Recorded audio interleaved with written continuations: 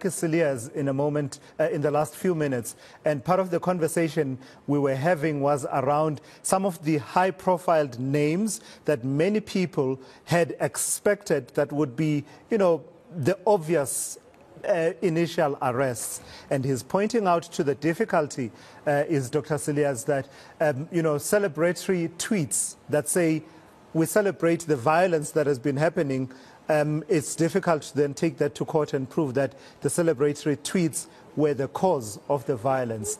Your final thoughts around that, also locating that within the way forward in these matters. Absolutely, he is, 100% correct to say, well, it's one thing to monitor someone tweeting about an event that has happened. It's difficult to link that to the actual action. And the expectation of high-profile arrests is not a misplaced one.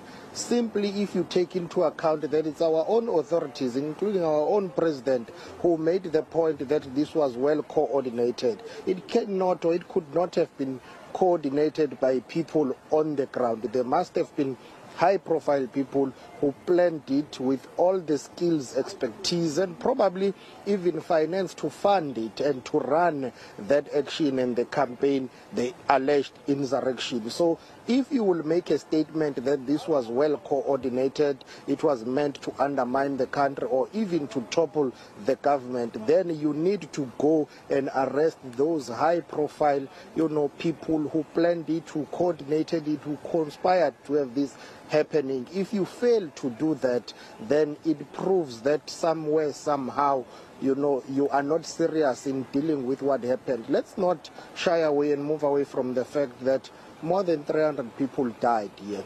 Talking about the country's economy that was brought to a grinding halt.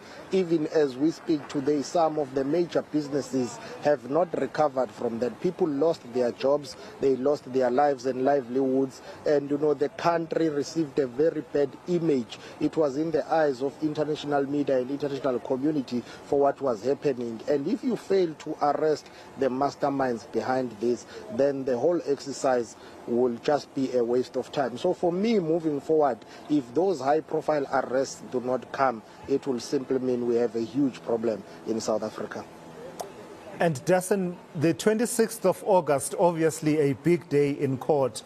And you were describing a bit earlier on just how packed you expect the dock to be in the Durban Magistrates Court. Just that, as well as what the prosecutors are saying about the complexity or, ease of prosecuting these matters, while at the same time conducting those matters that are at trial stage from the previous rounds of arrests. There's no doubt here, Thulas, that there's a lot of work to be done. I mean, we've been talking to many people that are very close to this investigation. I'm talking about the prosecutors, the teams that are actually on the ground, and it's clear that they have their work cut out for them. And in this particular case, I mean, you're talking about these 34 people, all of them facing similar charges: incitement to commit violence, incitement to commit arson.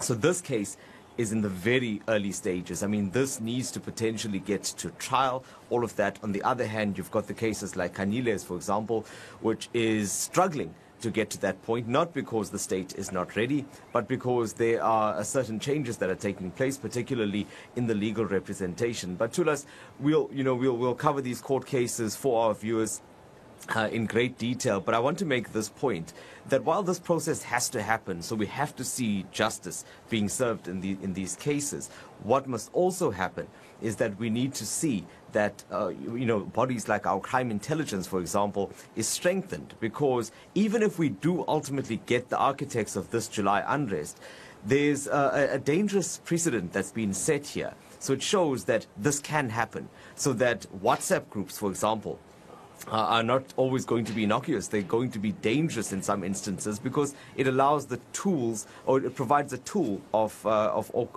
coordinating these types of attacks, things like Twitter, for example. So we need to look at that. We need to look at how do we prevent it going forward, and what's actually being done by the government to deal with that side of it, while we are also watching very closely to see how these prosecutions continue. Yeah.